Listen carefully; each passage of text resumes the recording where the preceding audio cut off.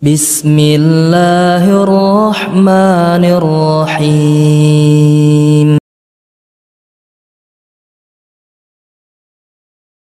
Perhatikan lagi, pentingnya membicarakan tema rezekiku sudah tertulis di dalam kitab Allahul Mahfuz. Maka kita akan benar-benar memahami harta yang sebenarnya kita miliki, bukan yang sekarang jadi rumah, bukan yang sekarang kita punya mobil, bukan yang sekarang kita punya motor, uang bertumbuk, emas, perak, kiloan, bukan. Itu kapan kita mati tidak akan pernah dibawa. Ketika kita memahami rezeki kita sudah tertulis, maka kita benar-benar paham bahwasanya hakikat rezeki sebenarnya adalah, nih perhatikan, yang suka petantang-petenteng menyombongkan diri dengan hartanya, mobil mewah, rumah megah, padahal kalau mati tidak pernah bisa dibawa. Bahkan yang lebih menyedihkan sekali, kalau seandainya kita mati, Pak, kalau seandainya kita mati, yang paling semangat memanggil tukang pemandian mayat kita siapa? Nih, yang pakai jilbab nih, istri kita. Saya ulangi, kalau kita mati, yang paling semangat memanggil tukang pemandian mayat kita siapa? Istri kita. Kalau istri kita dikatakan kepada beliau, Bu, suami ibu tidak usah dimandikan, tidak usah dikafani, tidak usah disolati, tidak usah dikuburkan, saya kasih ibu 1 triliun, mau Bu? Mau nggak? Nggak, tuh kan semangat nguburin kita itu semangat. Bukti nyata, semangat nguburin kita. Begitu dunia, nggak akan pernah bisa dibawa mati. Istri kita yang kadang-kadang menggombali kita, engkau laki-lakiku, engkau suami terbaikku, engkau supermanku. Kalau kita mati, yang paling semangat nguburin kita tuh, nih mereka nih. Ya, itu yang dibangga-banggakan. Lihat, kalau kita memahami tema ini, rezekiku sudah tertulis. Rezeki yang sebenarnya adalah bukan yang Anda simpan di dunia, bukan yang Anda tumpuk-tumpuk di dunia. Di kota saya, di Banjarmasin, ada ibu-ibu jualan soto Banjar, terkenal soto Banjar di kota Banjarmasin. Saking sukanya terhadap emas, dia pakai emas, Bu, dari sini ke sini. Dia pakai semua. Jadi meracik ketupatnya sulit. Dia pakai semua. Itu kapan mati tidak akan pernah dibawa. Kalau ada orang pakai gigi emas, kalau dia mati dicabut, dijadikan harta waris, nggak akan pernah dibawa. Lihat, lalu rezeki yang sebenarnya bagaimana, Ustaz? Rezeki kita yang hakiki bagaimana? Lihat, Rasul sallallahu alaihi wasallam bersabda dalam hadis riwayat Bukhari. Rasul sallallahu alaihi wasallam bertanya kepada para sahabatnya, ayyukum malu warithi ahabu ilaihi min malik. Perhatikan nih, yang tergila-gila terhadap harta, yang memandang orang lewat hartanya, saya nggak mau teman dengan dia, bukan level saya. Ya, yang sering sombong dengan hartanya, jalan dengan mobil, kalau mobilnya wah, maka turun dengan gaya wah, seakan-akan dia adalah orang yang paling mulia. Maka perhatikan baik-baik Bapak Ibu saudara-saudari, Rasulullah SAW bersabda, ayyukum malu warithi ahabu ilaihi min mali. Siapa di antara kalian harta ahli warisnya lebih dia sukai dibandingkan hartanya sendiri? Langsung para sahabat berkata, ya Rasulullah, wallahi ma minna ahadun illa malu ahabu ilaihi min mali warithi. Wahai Rasulullah, demi Allah, tidak ada di antara kita kecuali hartanya lebih dia sukai dibandingkan harta ahli warisnya. Untuk apa mencintai harta orang lain? Tentunya dia mencintai hartanya sendiri. Lihat kata Rasul sallallahu alaihi wasallam, la, tidak, demi Allah tidak ada di antara kalian kecuali harta orang lain lebih kalian cintai dibandingkan hartanya sendiri. Itu pernyataan Rasulullah. Kita ini lebih cinta kepada harta orang lain dibandingkan harta kita sendiri. Apa itu wahai Rasulullah? Kok bisa begitu? Beliau mengatakan, malaka ya bani Adam, wahai anak Adam, tidak ada harta yang kamu miliki kecuali yang engkau jalankan di jalan Allah. Ini harta kita sebenarnya. Adapun yang engkau sisakan itu adalah harta ahli warismu. Mobil yang kita cuci, setelah mengkilap dicuci mati, itu milik siapa? Ahli waris. Rumah yang sudah mulai bocor diperbaiki, catnya sudah mulai kusam dicat kembali. Kapan selesai perbaikan rumahnya? Mati. Itu rumah milik siapa? Ahli waris. Berarti Pak, benar selama ini kita lebih cinta kepada harta orang lain dibandingkan harta sendiri. Harta kita yang mana? Yang kita jalankan di jalan Allah. Hitung sekarang, berapa yang kita jalankan di jalan Allah? Yang kita hutangkan kepada orang lain. Ya, ada sebagian orang kalau mau bersedekah mikir, nanti kalau saya sedekahkan saya makan apa? Maka kalau saya seperti itu, saya jawab, makan apa?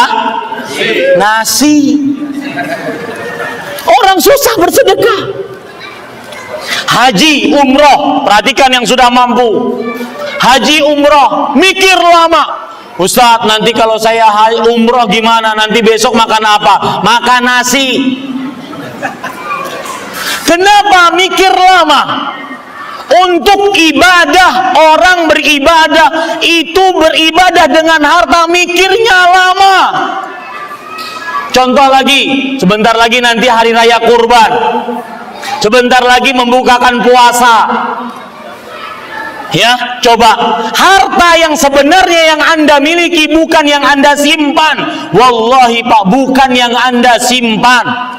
Yang kita jalankan di jalan Allah itu harta kita sebenarnya. Yang kita gunakan untuk membukakan puasa, yang kita gunakan untuk berkurban. Ini ada kadang-kadang kalau untuk menjalankan harta di jalan Allah maunya yang paling sedikit. Kalau hari raya kurban nyari yang menjual sapi yang paling murah. Akhirnya di hari raya kurban datang sapi-sapi setengah kambing.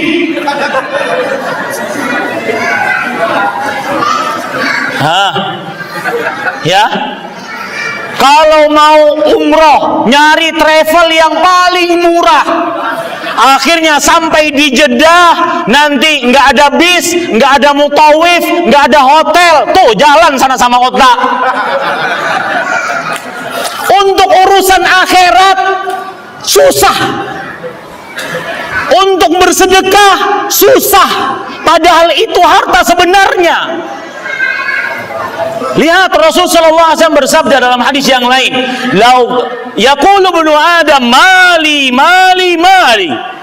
Anak manusia sering mengatakan, ini Ustadz harta saya, ini rumah saya, ini mobil saya, ini perusahaan saya, ini begini, ini harta. Sering dia menghitung-hitung hartanya. Kata Rasul SAW, lihat, ini fungsi harta di dunia. Cuma tiga fungsi harta di dunia. Malaka ya ibn Adam min malika illa ma akalta fa afnait, au labista fa ablait, au tasaddaqta fa amdait. Wahai anak Adam, harta yang kamu miliki di dunia tidak lepas dari tiga. Yang pertama, yang kamu makan dan minum, habis itu keluar. Yang kedua, yang kamu pakai, baju, sarung, celana, peci yang kamu pakai, itu akan hancur. Yang ketiga, yang kamu jalankan di jalan Allah, itulah yang akan tetap. Saya sering menyinggung cerita ini, perhatikan ceritanya, saya ceritakan secara detail. Ya, ini orang kenapa berbuat seperti ini? Karena dia tidak paham rezekiku sudah tertulis. Dia tidak paham bahwa rezeki yang sebenarnya adalah yang dijalankan di jalan Allah. Ibu-ibu yang suka pakai emas, perak, pakai emas banyak, yakini baik-baik, kapan ibu mati sekarang tidak akan pernah bisa dibawa. Harta kepemilikannya berpindah atas nama ahli waris. Bapak-bapak yang menyombongkan diri dengan hartanya, dan saya yakin di sini tidak ada. Tidak ada sedikit. Enggak, tidak ada sama sekali, insyaallah. Yang menyombongkan hartanya dengan hartanya, yakin baik-baik, kapan malaikat maut menyabut nyawanya, maka seluruh harta kita tidak akan pernah kita bawa, walau satu gigi emas pun.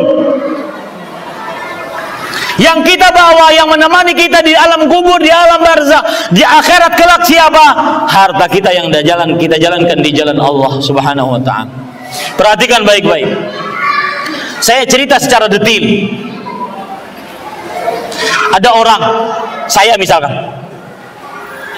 didatangi, lihat, satu yang mendatangi keluarga saya, entah kakak, adik, paman, bibi, sepupu, bahkan mungkin orang tua datang kepada saya. Satu, yang datang keluarga, bukan orang lain. Yang kedua, yang datang ini meminjam uang, bukan mencuri, bukan mengambil, meminjam, yang nantinya tentunya akan dikembalikan. Yang ketiga, dia meminjam tidak banyak, sedikit saja dari harta kita, dari harta saya sedikit. Kalau saya punya 20 juta, dia mungkin minjamnya 2 juta, sedikit. Kalau saya kasih pun masih banyak, 18 juta saya miliki kalau saya kasih. Yang keempat, dia minjam karena sangat memerlukan, tidak setiap hari dia minjam. Lalu lihat apa yang saya lakukan. Apakah, lihat, ini kejadian terhadap kita semua. Apakah kita langsung ngasih pinjaman? Enggak. Saya langsung masuk kamar. Di kamar saya bermusyawarah, meja bundar dengan istri saya. Nanya istri, wahai istriku, tuh ada paman di luar ingin minjem uang 2 juta, dia sangat memerlukan dan minjemnya kali ini saja, kita kasih enggak? Istrinya mendingan dorong suaminya untuk menjalankan harta di jalan Allah. Ternyata enggak, istrinya malah ngompor-ngompori, jangan bang, jangan mas, nanti kalau dia minjem sekali nanti kecanduan minjem ke sini terus, mending juga mau bayar. Lihat, susah menjalankan harta di jalan Allah. Padahal Rasul sallallahu alaihi wasallam bersabda, "Man naffasa an mu'minin qurbatan min qurabi dunya, naffasallahu anhu qurbatan min qurabi yaumil qiyamah." Siapa yang melapangkan kesulitan seorang mukmin di dunia, maka niscaya Allah akan lapangkan kesulitan dia di akhirat. Dan di akhirat, Pak, Bu, pesan saya, di akhirat sulit, tidak nyaman, sulit dari mulai dimasukkan ke dalam kubur sampai jalan di atas sirat, tidak nyaman, sulit. Maka siapa yang melapangkan kesulitan di dunia, dia akan dilapangkan kesulitan di akhirat. Itu tadi cerita pertama. Tapi kalau sudah masuk mall, masuk perbelanjaan, bawa keranjang, ngambil ini, dia beli semuanya, lebih dari 2 juta kadang-kadang kalau belanja, nggak pernah mikir. Padahal itu untuk dia makan selesai, untuk dia pakai hancur, nggak pernah bisa dibawa mati. Yang tadi dia letakkan di jalan Allah, dia sangat sulit. Ini orang tidak paham tema kita. Rezekiku sudah tertulis.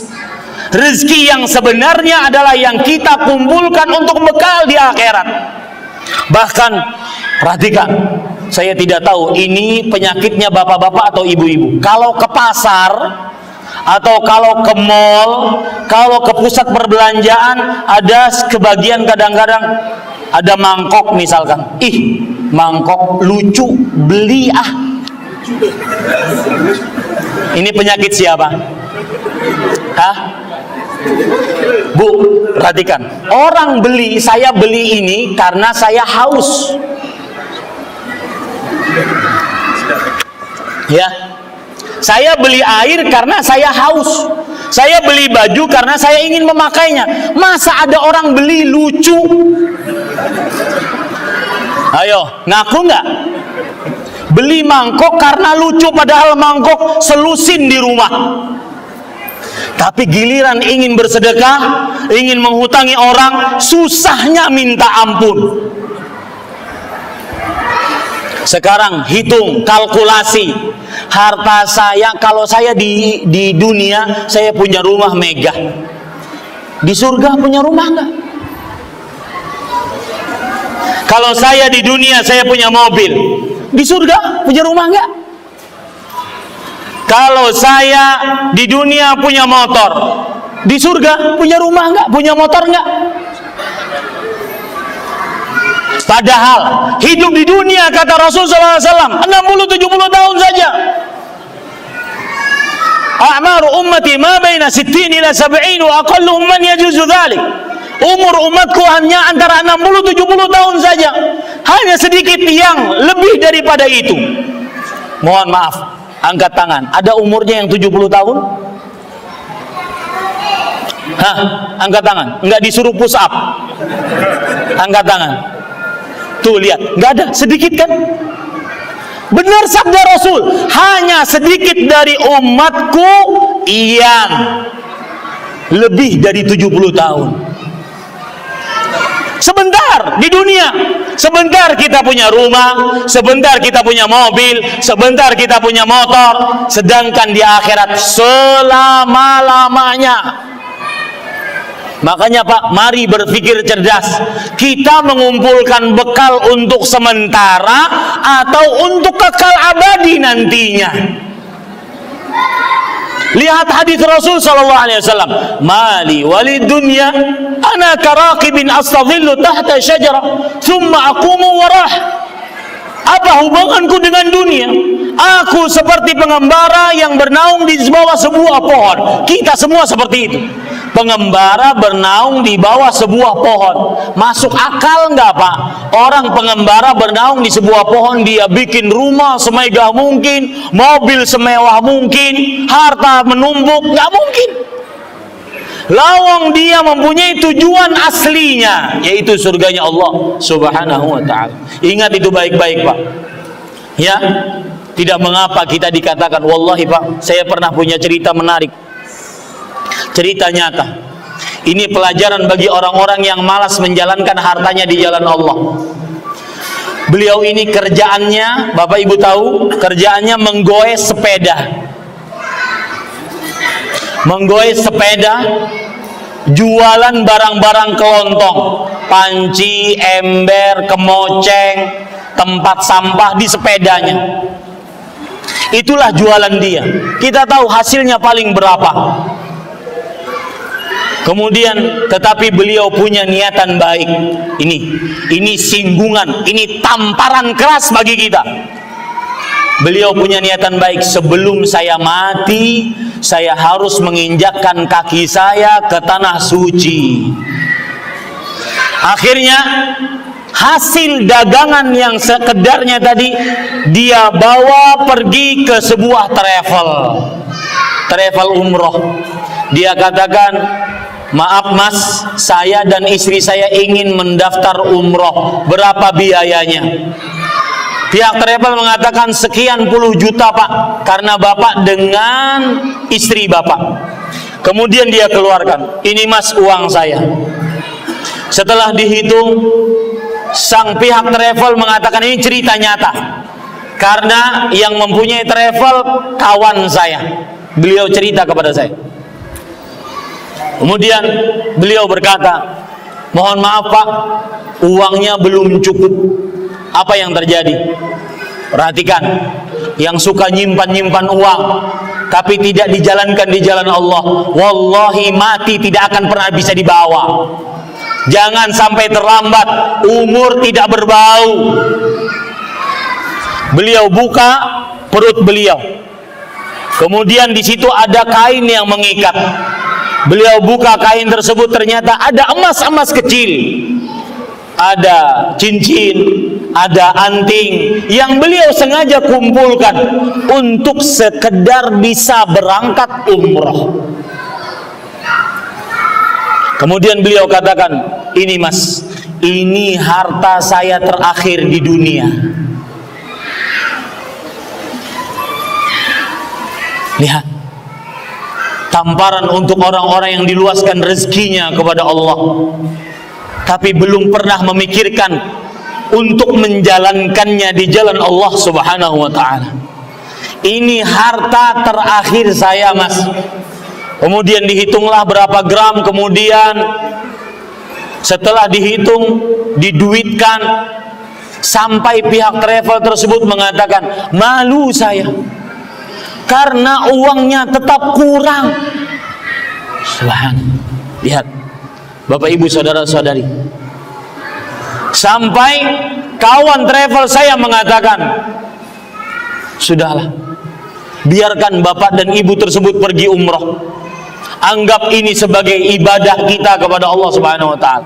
Lihat, ketika orang berjuang untuk menjalankan hartanya di jalan Allah, dalam keadaan sempit hartanya, tetap dia jalankan, Allah akan menolongnya. Akhirnya orang tersebut pergi juga umroh. Tatkala pulang, semua orang yang mampu berumroh tadi, jamaahnya memberi hadiah kepada bapak tadi.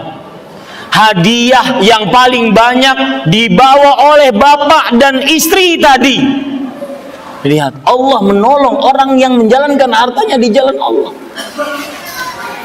Lihat sekarang yang emasnya banyak, nggak ada niatan untuk menjalankan harta di jalan Allah.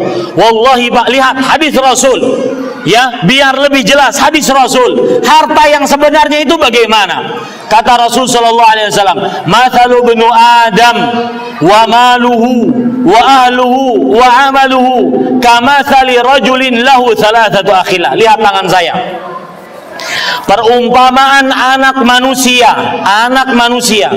dibandingkan dengan hartanya, keluarganya, dan amalnya, seperti perumpamaan seseorang yang punya 3 saudara kandung.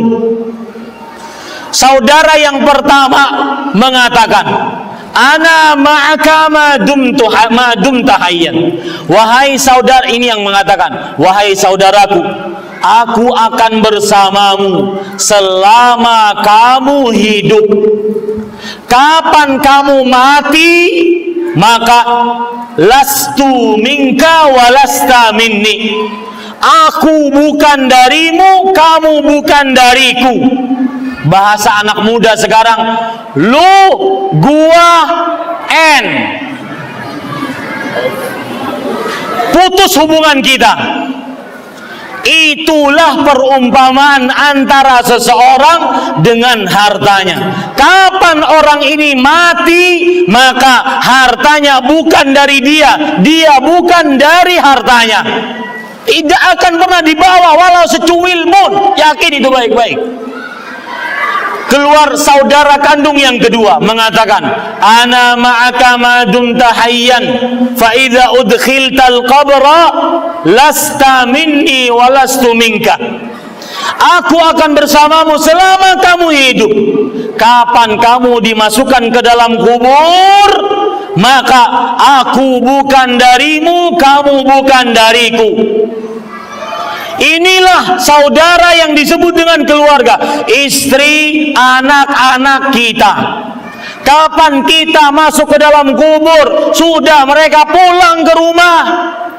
Istri kalau seandainya disuruh tidur di kuburan nggak mau, nyamuk.